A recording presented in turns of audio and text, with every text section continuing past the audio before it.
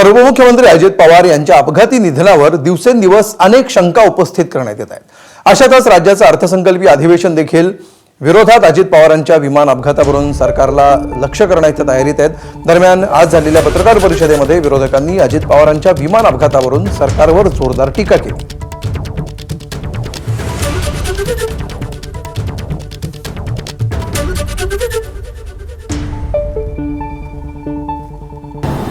पहिल्यांदा प्रश्न इथूनच निर्माण होतो की चहा पाण्याला का जायचं। या राज्यातील विद्यमान उपमुख्यमंत्र्यांचा विमान अपघात होतो। शासनाकडून केवळ 2 ओळीची एक लाईन अशी म्हटली जाते की यामध्ये कुठेही कोणीही अपघातावर प्रश्नचिन्ह निर्माण करू नये। का करू नये?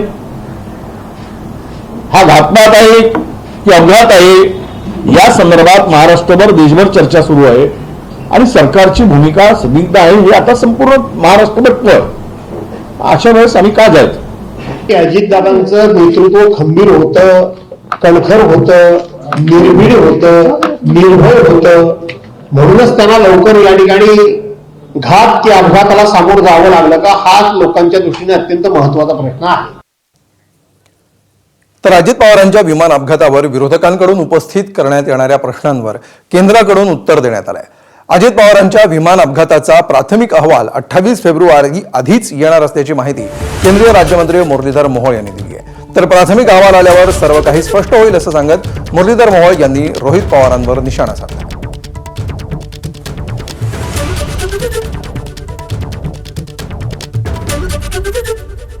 मंत्रालयाच्या वतीनं DGCAच्या माध्यमातून एक प्रसिद्धीपत्रक जे दिलं गेलं त्याच्यामध्ये स्पष्ट म्हटलंय की 1 महिन्याच्या आत आम्हाला आयकाओच्या नियमाप्रमाणे प्राथमिक अहवाल देणं आम्हाला बंधनकारक आहे। त्यामुळे आयकाओच्या नियमाप्रमाणे ॲज अ रूल फ्रॉम आयकाओ आम्हाला 1 महिन्यात प्राथमिक अहवाल म्हणजे 28च्या अगोदर तो येईल आणि त्याच्यामध्ये स्पष्ट बाकी काही गोष्टी त्याचा उल्लेख केलेला आहे। त्यामुळे मला असं वाटतं प्राथमिक अहवाल येईल त्याच्यानंतर त्याच्यावरती बोलणं योग्य होईल। मी त्याच्यात जाणार नाही।